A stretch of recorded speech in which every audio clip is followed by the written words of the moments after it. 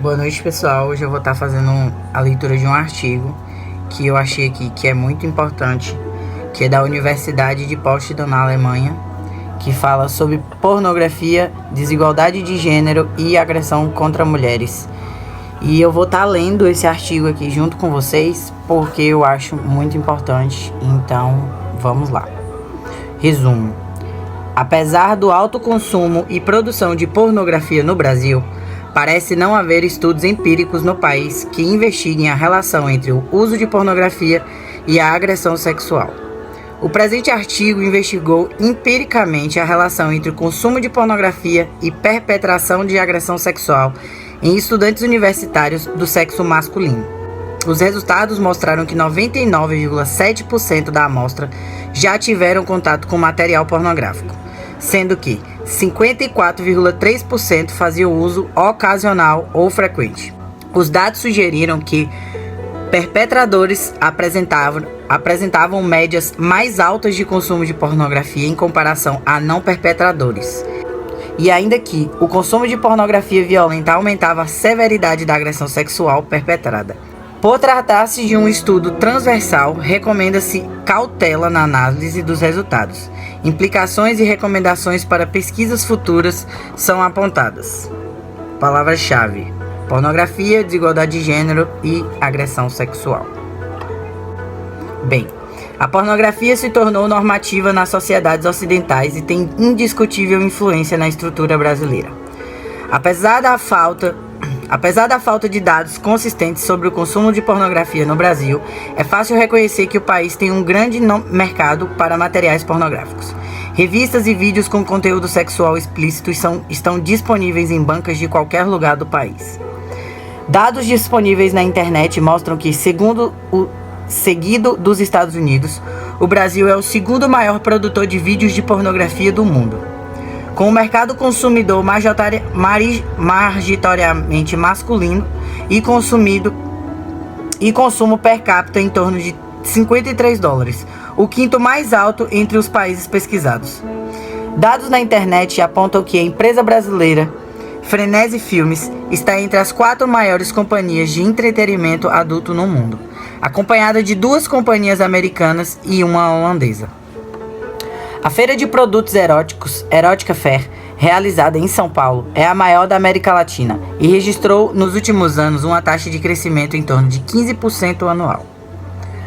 Com o boom econômico brasileiro, nos últimos 10 anos, houve um rápido crescimento no mercado digital do país. O aumento de acesso à internet, o advento da televisão, pay-per-view e o mercado de cópias piratas mudaram o contexto de acesso à pornografia no país. Com a revolução digital, o acesso à pornografia se dá de forma anônima, eliminando intermediários neste processo, como as videolocadoras e bancas de revistas.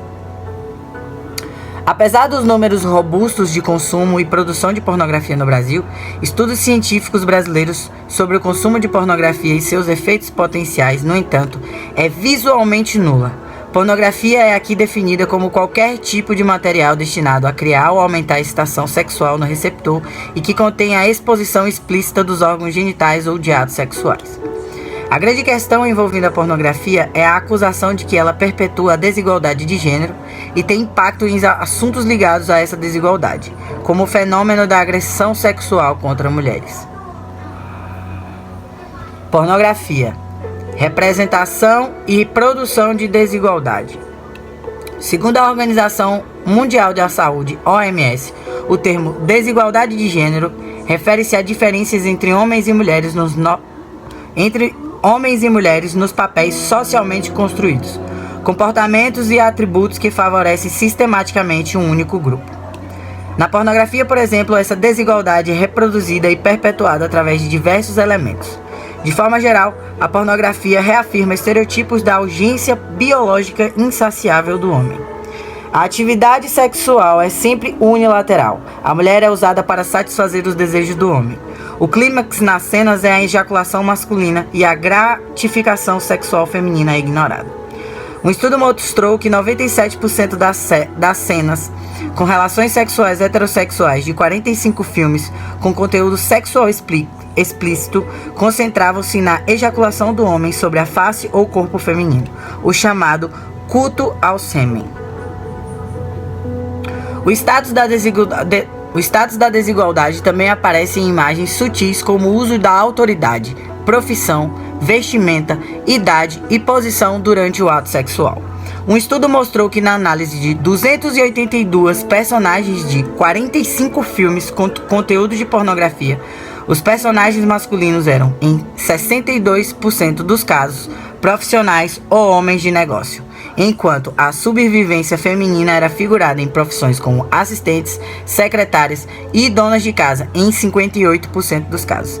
Além disso, a figura feminina aparece muitas vezes infantilizadas, trajados uniformes escolares, meias, laços e presilhas, voz puéril e ausência de pelo pubiano, reafirmando a figura de autoridade e poder do homem sobre adolescentes ingênuos e frágeis.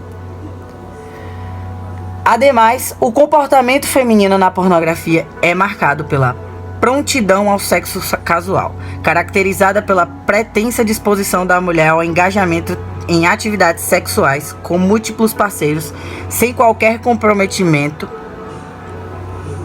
ou envolvimento emocional. Se presente alguma forma de resistência feminina, ela é manifestada pela chamada de resistência simbólica, em inglês talking resistance, que se refere ao ato de dizer não, mas comportar-se como sim. Em cenas em que a mulher é submetida a atos sexuais coesivos, ela raramente vocaliza desconforto, mas ao final responde com aceitação e deleite. O uso frequente da resistência simbólica em filmes de sexo explícito é explicado pelo fato de que homens respondem com maior excitação a cenas onde há resistência simbólica da mulher do que em filmes onde a mulher mostra resistência real ao estar sendo agredida. Pesquisas mostraram também que a retratação de resistência simbólica aumenta a aceitação de mitos do estupro, reforça o mito de que a inicial resistência feminina aos avanços masculinos se torna, ao fim, uma expressão de gozo, reafirmando a crença irreal de que a mulher terá prazer ao ser sexualmente agredida. No entanto, a forma mais grave de representação da desigualdade de gênero aparece na pornografia através da violência contra a mulher. Uma pesquisa recente revelou que atos de violência contra a mulher em filmes pornográficos configuram a mais regra do que exceção.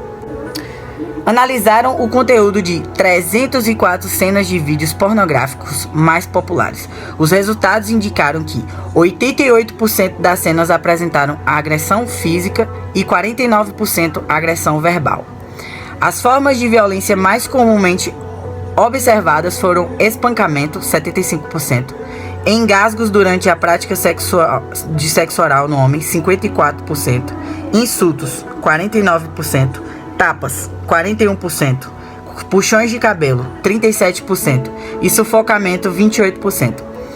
Os perpetradores eram homens em 70% dos casos e em 94% dos casos as mulheres eram alvo de agressão.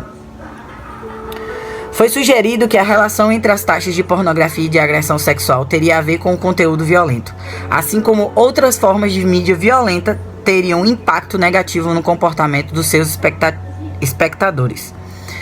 Por que essas mídias contribuiriam para a banalização do uso de violência nas relações interpessoais? Seria, portanto, a pornografia violenta, ou seja, aquela que retrata coerção sexual em material de sexo explícito, onde há fusão do sexo com agressão, que promoveria a ideologia que a sexualidade inclui comportamento abusivo contra a mulher.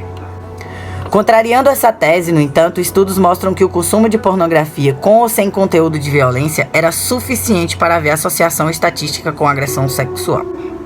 Check e Gullon, em 1989, encontraram um aumento significativo da propensão para a coerção sexual quando homens eram expostos a materiais pornográficos ou sem conteúdo sexual. Uma revista bibliográfica apontou que ainda o consumo de pornografia provocava um aumento da demanda de materiais mais apelativos com o intuito de atingir o mesmo nível de excitação, aumento de crenças distorcidas sobre a sexualidade, desvalorização do casamento e monogamia, aumento de experiências negativas em relacionamentos, risco aumentado para perpetração sexual e trivialização do estupro e a culpabilização da vítima. Pesquisas sugerem ainda que o consumo geral de pornografia fomenta comportamentos sexuais de risco que têm sido associados ao maior risco de agressão sexual, como iniciação sexual precoce, atividades sexuais mais frequentes e variadas, múltiplos parceiros e maior aceitação de sexo casual. Estudos internacionais também encontraram relação entre consumo de pornografia e atitudes sexistas e estupro, e pró-estupro, taxas de assédio sexual e agressão sexual. Dessa forma, a pornografia parece ter impacto sobre taxas de agressão sexual, tanto de forma indireta, perpetuando o status social inferior da mulher em relação ao homem e promovendo comportamentos sexuais de risco, como direta, banalizando o uso de violência nas relações sexuais. Agressão sexual no Brasil. Entende-se por agressão sexual atividades sexuais que são realizadas sem o consentimento da pessoa-alvo. O fenômeno inclui uma ampla variedade de comportamentos, desde passar a mão e tirar peças de roupa, passando por coerção sexual, até mesmo estupro. A partir de 2009, a definição brasileira de estupro considera qualquer forma de intercurso vaginal, anal, oral, perpetrado sob uso de violência ou grave ameaça, ou quando a vítima está em um estado no qual não é capaz de se defender, por exemplo, devido à intoxicação por álcool ou drogas. A relação entre a agressão sexual e a desigualdade de gênero tem sido repetidamente mostrada na literatura. Países onde o status da mulher é mais baixo também são mais altas as taxas de violência contra a mulher, sugerindo que a agressão sexual tem mais a ver com o desequilíbrio de poder entre homens e mulheres do que com o sexo em si.